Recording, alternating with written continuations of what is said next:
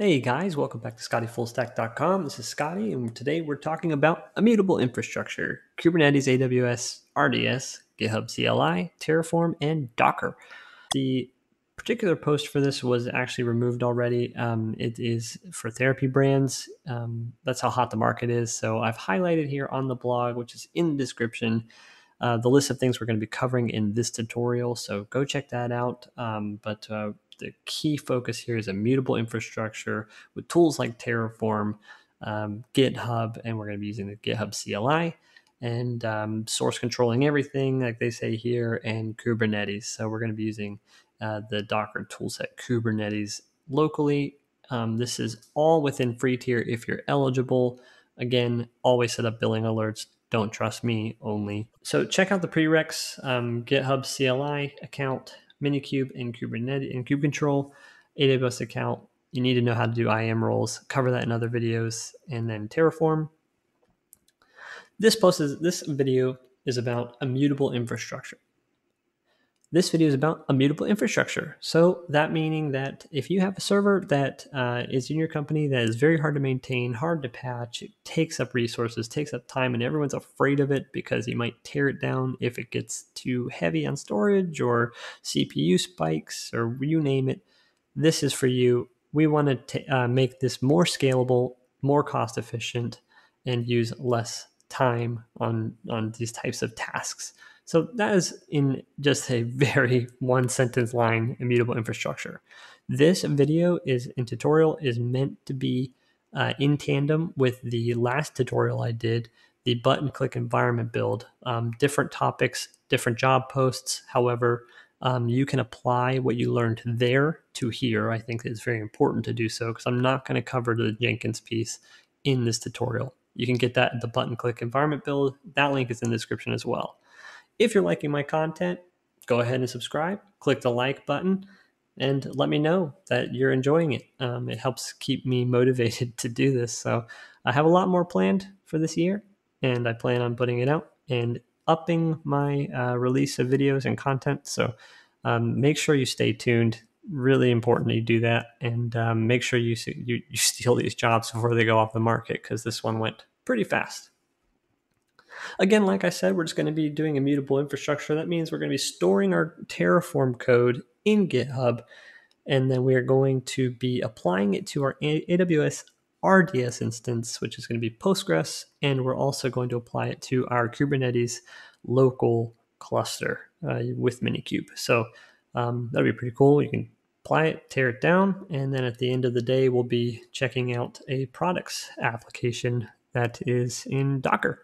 So that's it for my introduction. Let's go ahead and get started with the repo setup and then move into the rest of the project. All right, so now we can move on over to the Terraform RDS section. And so we want to do proper branching for this, and we're going to use the CLI again to merge it at the end, to make a pull request and merge it. So I'm going to go ahead and check out a new branch and then create our folder structure. So let's go ahead and do that. So let's just go ahead and do a git checkout -b, and then you can name it something obvious so that other team members can understand that it's your branch. Maybe it's the first instance of your branch or second instance of your branch, and yeah, so it's pretty self-explanatory. Okay, so we're on a new branch, and what we want to do is, so there's nothing in here other than our secret files, but I want to go ahead and do make dir infrastructure, and here we go. So now we have a infrastructure folder, so we can then do make dir infrastructure, and then we can make an RDS, and then we can go into it. Oops. Okay, and then we can you can do a touch. I have touch in the blog, or you can do, if you have like VS Code set up, I'm just going to open them up. So code main.tf, variables.tf, and then a terraform.tf vars file. Something to note, I'll go ahead and say it now so we don't have to keep going over this, but the tf vars, handling secrets in Terraform, you want to make sure you're locking everything down as best that you can. So some things to note here: we're not setting up a remote state for Terraform in this example.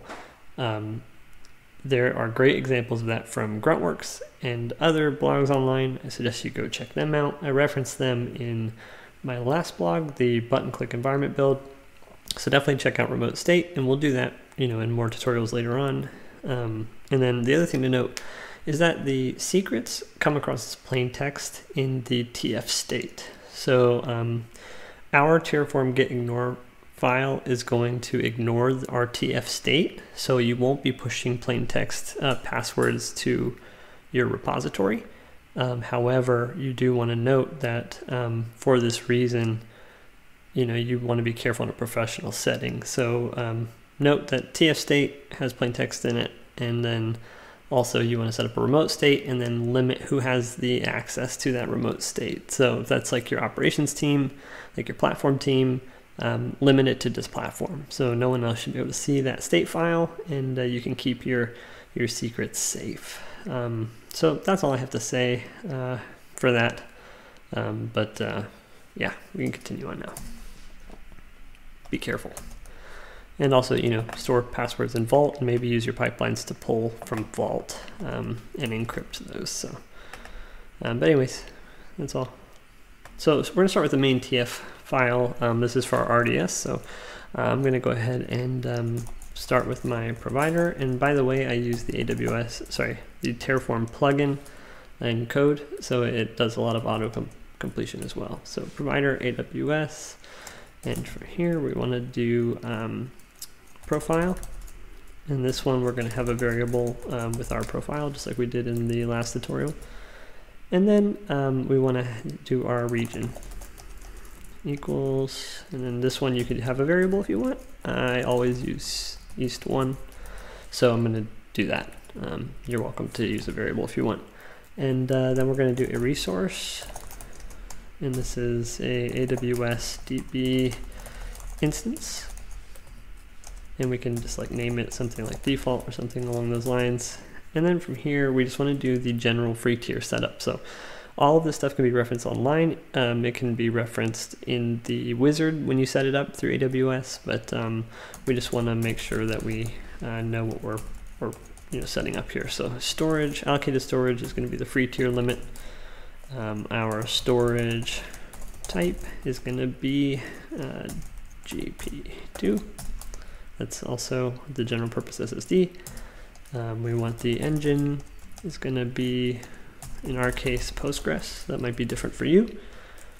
Instance class is going to be our free tier db.t2.micro, and then the name is going to be so this is what you're going to name your database. This isn't the name of like the instance when you log in. This is the actual database name.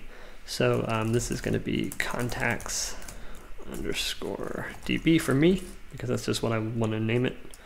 Actually, we could probably make more sense to do products. So products.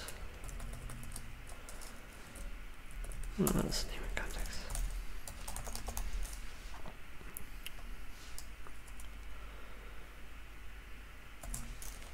Username equals, this is going to be just Postgres for me. That's just what I want to name it. And then password is going to be actually a variable password. And again, that's what I was talking about, plain text. It'll come through as plain text in my state. Identifier equals var.id, and ID is going to be the name of our instance. So it just makes it easier. I don't need any security groups in this case. I am not going to be going into my database, but if you wanted to set up a security group to allow Postgres to your terminal, then by all means do that, and then add it here. It would be VPC security group. Oops, IDs, and then whatever your IDs are. So let's go ahead and comment that out, but you can add that if you want. And then the publicly accessible. Ugh, my fingers. True.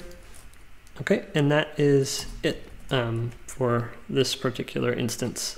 So this is just going to be our AWS. We're going to push this up, and then your pipelines can reference this just like we did in the last tutorial I did. So check that out. Now we can move on over to our variables file, and this one is just going to have the 3 definitions of those variables. So variable 1 will be profile, and then this is going to be description profile to auth to AWS, and then variable not equals. I don't know if you guys can tell. It's really late here.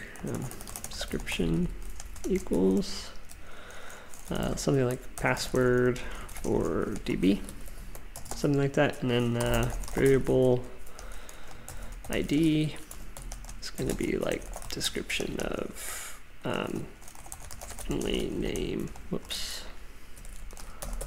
Friendly name of instance in console. Okay, so those are our variables. Now the last piece is going to be where we set those variables in this TFVars file that is ignored on push, so we don't have to worry about it showing up in our source code, but here we're just going to define those. So profile for me is going to be just my Scotty full stack that I used previously. If you want to check this, just cat your .aws credentials, and you'll see what you have available to you. If not, you're going to have nothing there. You'll have to add that with AWS config, and then put in your IAM account into there. I do that in other videos, so again, check those out and just make sure that you have your AWS account set up properly.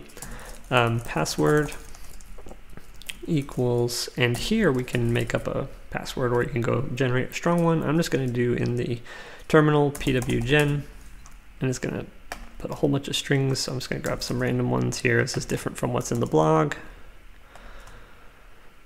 Whoops. Oh, goodness. And so I'm just going to do like 2 there. That's fine. That's enough. Okay, and then the final one is going to be ID, and this is just going to be, for me, I'm just going to call it like Django RDS or something like that. Okay, so that's it, and now we're good to go. So what we can do now is head back over here, and so they're all there, and we can do a GHPR create. So this is going to create a pull request, and we can push it directly to DevOps 04 Immutable Infra. So let's do that. And title, I'm just going to name it something descriptive, like RDS Terraform initial or something like that, because chances are you'll do more work on it later for more specific tuning that you need. So let's go ahead and do that. I don't need a body, so let's just hit enter. And we can go ahead and submit it. Okay, so it's going to give me some feedback. Operation failed. No commit. Oh, so let's get add. Goodness, get commit. RDS setup. Okay, now we're in. Now we can do a create. And oh goodness, push origin. Sorry guys. Well, at least you get to see. I'm not gonna edit this out. This is good to see. Okay, pushed up. Now I can do it. GHPR create. Title RDS initial setup. Okay, body no. Submit. There we go. Okay, so now we have this link. So I'm gonna go to this link just to show you, but we're gonna go ahead and merge it from the command line. So here is my branch with my merge pull request button. This is if I was reviewing it and then pulling or merging it. So if I go back though, let's just, since I'm the merger and the reviewer here in this case, I can do it from my terminal. So I can just do a GHPR merge. And I would like to create a merge commit. Delete branch locally. Yeah, I mean, we don't have to do that. You could delete it. I'm not going to, just in case. And then I'm going to submit. Okay, so my request was merged. If I come back, it says that it was successfully merged and closed. So going back to our code tab, you will see we have that merged in. Pretty neat. And our TFRs file is not there, as expected. So that's really it. If you want, at this time, you can go ahead and actually set this up so we could run it. So if I come back here, Terraform init. This might take a minute for you and me. So you can pause it if you want.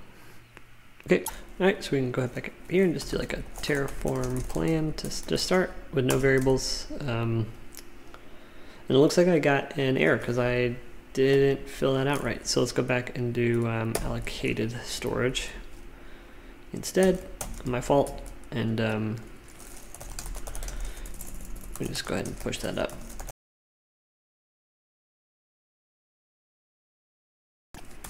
Okay, and it's merged. So Terraform plan. Right, there's our state refreshing. Okay, so plan to add 1 and 0 to change, 0 to destroy, so it looked good, obviously. It's our first time doing it. So then we can go ahead and apply this. We can do a Terraform apply dash var file equals terraform.tfrs, and then a dash dash auto approve on the end.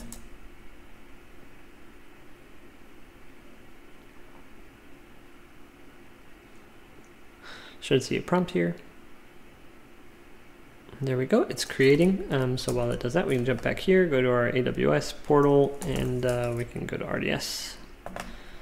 And once the dashboard loads,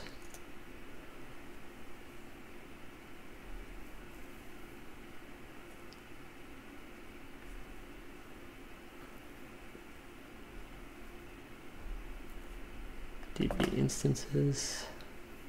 And there it is, it's creating. So that'll stand up, and you know, while that gets an endpoint and everything, we'll go ahead and start on the Kubernetes piece. Okay, so let's go ahead and while our RDS is standing up, let's go ahead and start our Kubernetes process. So what we want to go ahead and do here is, again, assuming that you did the prereqs and you have minikube and kube control set up, let's go ahead and start up a minikube cluster. So I'm going to go ahead and do minikube start. And now this is going to take just a few minutes, so go ahead and pause your video, and we'll pick back up once mine is created and yours as well. Alright, so my Kubernetes cluster is up and running, so that means I have a configuration file in, we can just ls there, .kube, and there's my config.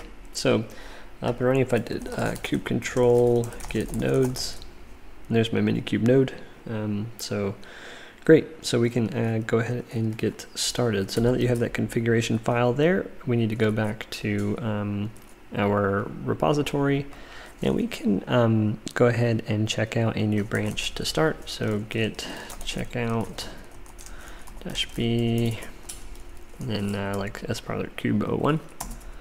So that's a new branch, and now we can make directory Kubernetes inside of infrastructure, of course. And you could break this up by product if you want, for like a company or organization.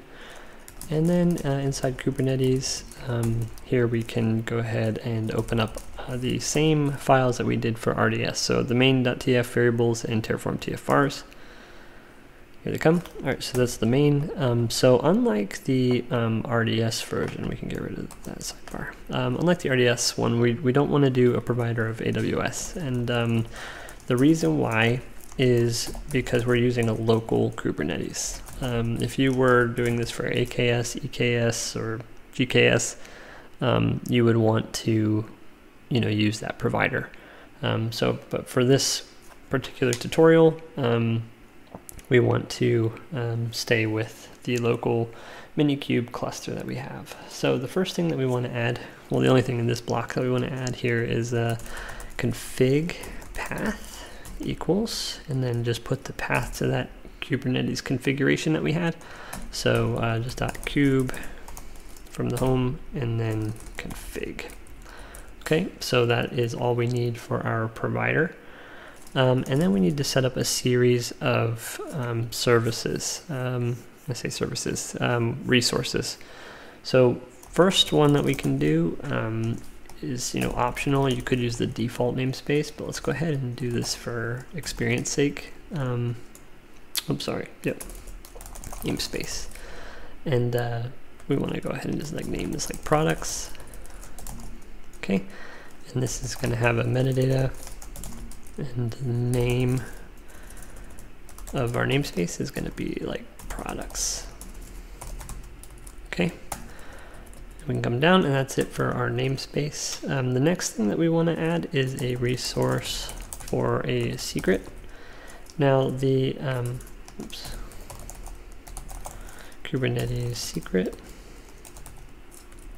and then this secret can be products DB. And then in here, what we want to do is give it a name so that we can pretty easily reference what we need to, for our configuration and our database password. So we can go ahead and do a metadata here, and we need the name equals Postgres DB for our secret name. And then we want to add a namespace. Whoops.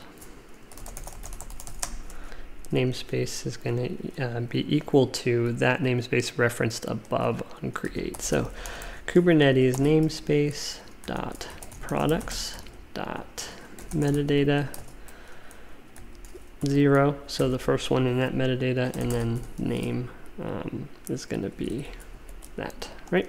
So that is the reference path there. And then what we need to do is add under that block, we're going to do data equals, and here we want to do a database URL, and this is going to be equal to a variable database URL. So what we're doing here is we are tying what's going to be in our TF vars file. We're going to tie that value to this Kubernetes secret that's going to get applied to our cluster. So I'll show you that, of course, in action here once we apply it. But then last thing we want to add is the type of the standard opaque here. And you could change that depending on your requirements. Okay, the next resource that we need is going to be our deployment. So resource is going to be Kubernetes deployment.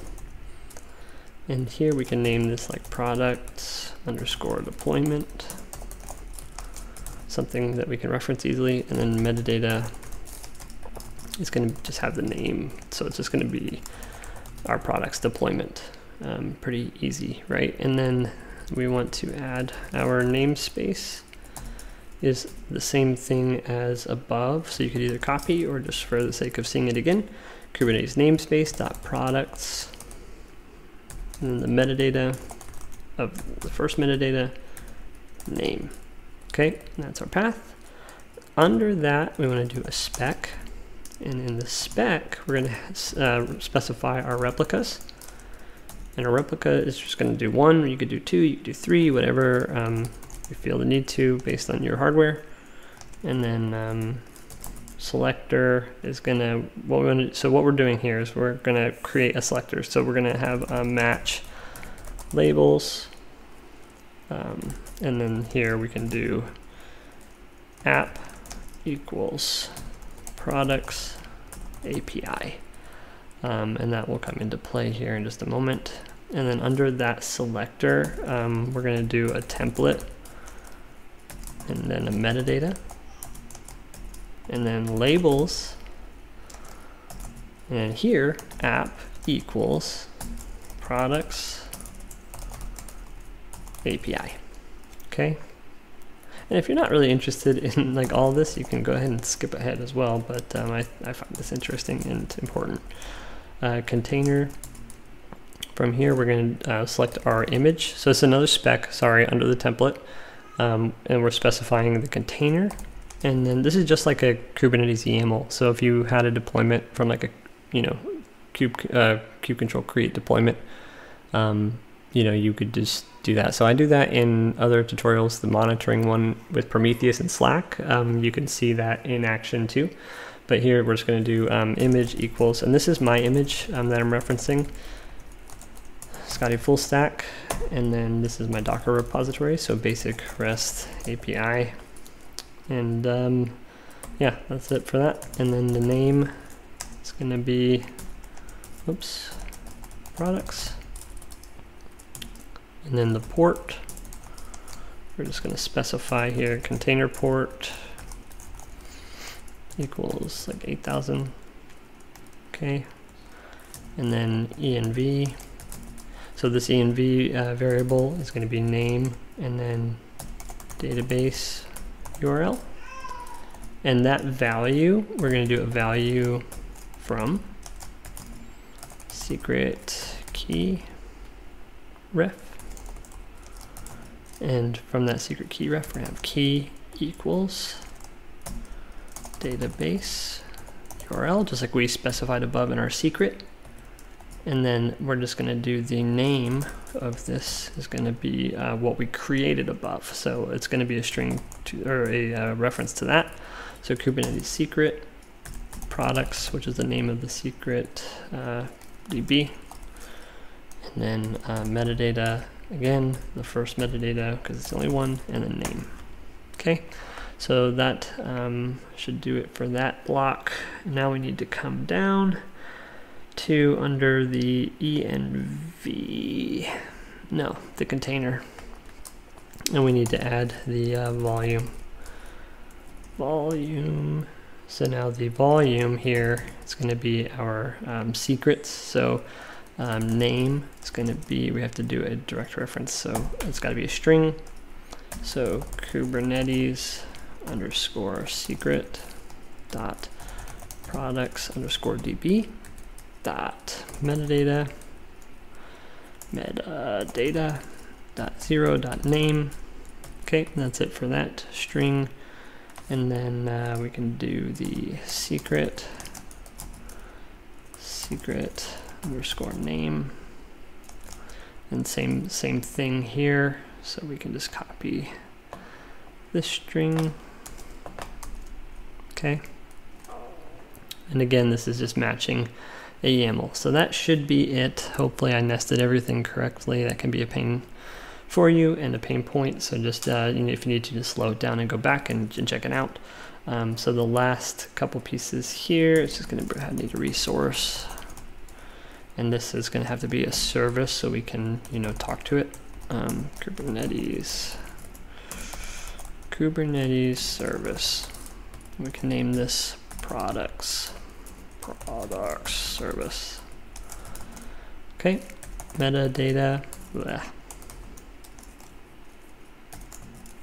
name equals products dash svc, something like that. That's a pretty common way to do it. And then the namespace, of course, we want to reference the same thing as we did before. So products dot metadata dot 0 dot name. Okay, so that's going to provide that name for us. And then we can do a spec, and we're going to tie it to our deployment. Selector equals app equals, and then we can do a string. We have to do a string here for this. So Kubernetes underscore deployment dot products underscore deployment dot spec dot 0 dot template dot 0 dot metadata. This is all nested in there. 0.labels.app. Blah. Help me. Okay, so that's it for the selector, and then we need to do a under this block type. We want this to be node port in this instance. You could change that depending on if you have a load balancer or not. And then the port, it's going to be port equals 8000, and then the target port, I'm just going to go ahead and do 8000 as well, because why not? And that is it for my Kubernetes Terraform. Hopefully there's no errors. If there are, I'm going to come back and we can, because I typed it all out, so instead of copying it. So there you go. So I'll come back if I have to. In variables, we're going to just go ahead and define our variable. We can call this one database URL, right? Because that's what we had in our, I want to say YAML, but the main DF description is going to just be the connection string for the DB. This is very important. It's a connection string. It is not just you know, like a, well, I guess you would put the host. That would be the standard typical. So now in our Terraform TF vars database blah, URL equals, and then we can do our connection string from the RDS. So first things first, connection string format, Postgres, and then my user, Postgres, and then my password. My password is for my database is there. You want to store that somewhere secure, obviously. And then and then our connection host. Go to Django RDS, and then here we have our endpoint, and come back and paste it. And then after that, we just have our port, which is 5432 for standard Postgres. And then I named mine contacts _ DB. So now what we can do is go ahead and actually apply this. So let's go ahead and go into Kubernetes, Terraform, init first, because we got to get the Kubernetes plugin. Downloading. Okay, and now let's try it. Fingers crossed. Line 36 here, guys. Labels equals. We gotta define it. Okay, so that's it for that. Let's try it again. Told you. I told you. Here we go. There we go. Okay, it's creating. Let's head back over to our terminal. We can expand this and then just do like a kube control get namespaces, and that should be created. Yeah, it's created already. And then like kube control get services -n products. Nothing yet. Let's see where we're at. We are on the deployment still, so let's actually try that. Get deployments. There it is. It's coming up. It's not ready yet. Kube control get secrets -n products. Okay, so we have our opaque DB. If I were to do like kube control edit secrets Postgres DB -n products. Here you can see we have our database URL and base 64 Kubernetes, which obviously is easily decoded, but it's there. Okay, and then let's see. So where are we at now? Still creating. You can probably hear my fan heating up.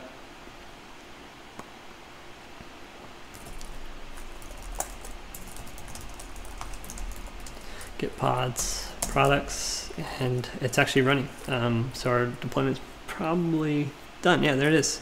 And there's our service. All right, so if we go ahead and open up that with that service with minikube service products -svc-n products, like we had in we created in the service. Keep wanting to say YAML, but the Terraform. This is my app. I probably need to change this, but we need to go to /API. That's the route.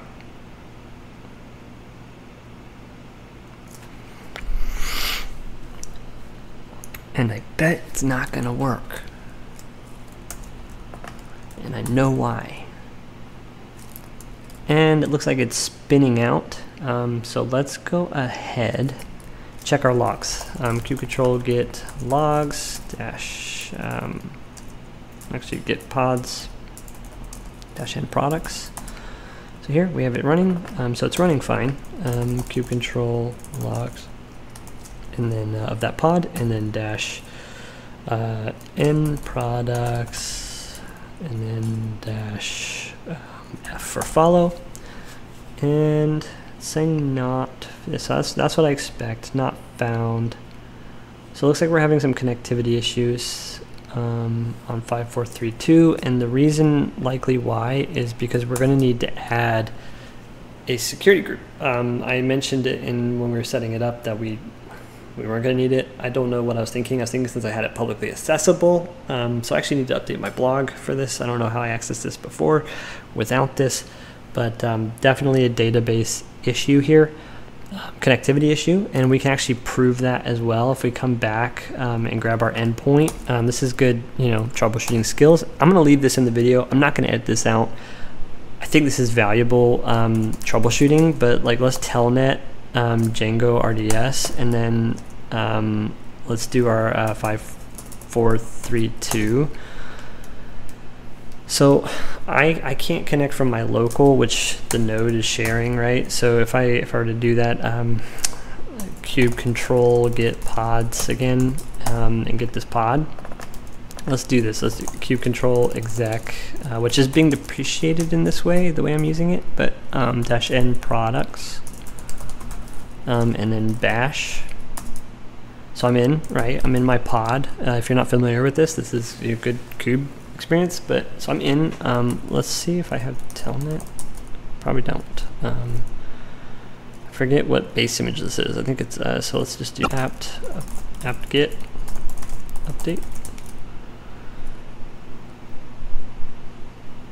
This is going to extend the length of this video. I'm sorry, but I think this is good. Skip ahead if you don't care and you just want to set up your own security group. Apt get install telnet. Okay, now I'm in the pod, right? So this is what you would do. Again, I just tested it locally on my computer. This is a local minikube cluster, so you derp. But if you had this at a company, you would be probably on a different cluster, right? So you'd want to check from inside the pod. Telnet. Let's paste not that. Let's paste our endpoint again from in here, and then 5432, and nothing, right? So no connectivity to the pod, so we know it's firewall. So that's my fault. So let's head back here real quick, and what we can do is I'm just gonna duplicate this and go over to like you can type in security group. It's gonna take us to EC2. So let's head over there, and let's just create a new security group and like name it like Django RDS or something. Allow Postgres to like Django RDS, and then VPC, that's my default, right?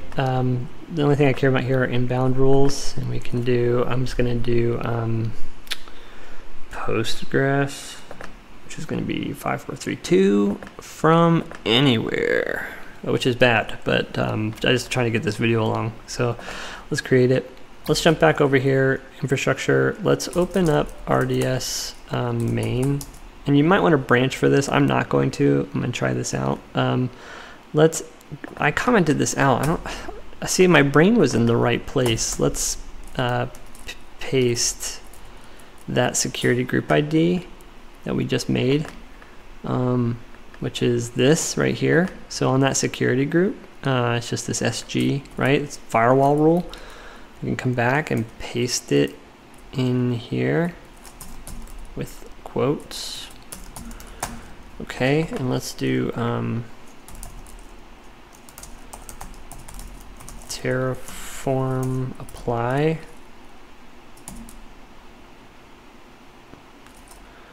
group ID, VPC, what did I do? Security group, again, man, it's late, I blame it on that. And then here, it's late and it's free, right?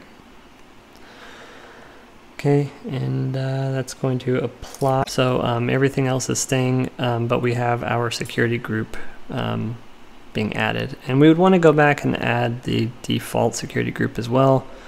I think this is going to suffice for what we need. So it says active. We should be able to connect now if we did that. And there we go. Okay, so that was it. So as you just saw, I modified it through Terraform. So I just, you know, that's the beauty of immutable infrastructure, right? Is that I didn't have to like go to the portal and modify it. Nobody's clicking around. We were able to, you know, pretty easily manage that, and you could variabilize any of this and be pretty cool. But I just added that in there and then did an apply, and it modified my database, and now I can connect. All right, so now if we go back to minikube service products, and then if we do this here, go to API, and here we are, product list. So now what we can do is we can, you know, a couple of things. Now that we have our security group set up, I guess I can show you the database itself, but let's just like do like a title, test product, priceless, post it. Okay, so I just posted to the database. So number one, if we came back to our RDS console and refreshed, we should see here, I have a connection, an active connection, right? So my app is connected to my database, we know that much. And then if I were to do this, so if I copy that and I come back and let's go ahead and I'll come down to here since I have my password here, psql-h, and then put in my host name, -u Postgres, and then -d contacts _db. It's going to ask me for my password. I can grab this guy.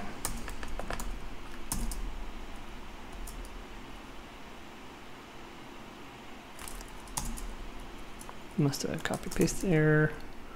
Let's try it again. Okay, so now I'm connected. If I check my relations, it's got all of my Django relations there. And then if I, and this particular one is actually in, so it's good to look at for your sake, products _product. So if we did select all from products _product, there we go, test products, and it's priceless. So if I added another one up here, test product 2, and this one can be $5 or something. So there it goes. And if I came back here, select, and there we go. So that actually concludes it for that piece. Now what we can do is just real quick. So we've done a lot here. So we're on the branch as part of the kube. So let's just go ahead and git add from infrastructure, just because we had to fix our database and modify it, and then also our Kubernetes variables as well. So let's go ahead and git commit, we already did that, right? And then git push origin, and this one is sparler kube. So it's going up, and again with the gh, so gh pr create, and then titles Kubernetes or whatever, and then we can skip the body, submit. There it is. So ghpr merge, and that's merged in. No, I don't want to delete that. Oh. No, and then yes. Okay, so that's merged in. Git checkout master, and I need to git pull origin master. Okay, so that's going to pull down my most recent changes. That's it. And that's it. You're done. So to tear this stuff down, you could always just go into like RDS and then do Terraform destroy auto approve. And that is going to destroy our RDS, and then we can go into Kubernetes and then do a Terraform destroy auto approve, and that's going to tear down our Kubernetes. So that's it for this video. That was quite the ride. I apologize for the discrepancy there, but hey, worked through it, learned how to troubleshoot some logs, and fix the problem, modify the database, and there we go. So firewall rule is usually your culprit, but check that out. So yeah, that's it for today. Go ahead and check out the blog. I've got everything that you need in the description, and don't forget to like and subscribe for more, and lots more content coming. So I appreciate you watching all the way through, and feel free to reach out anytime. So thanks guys, have a good night.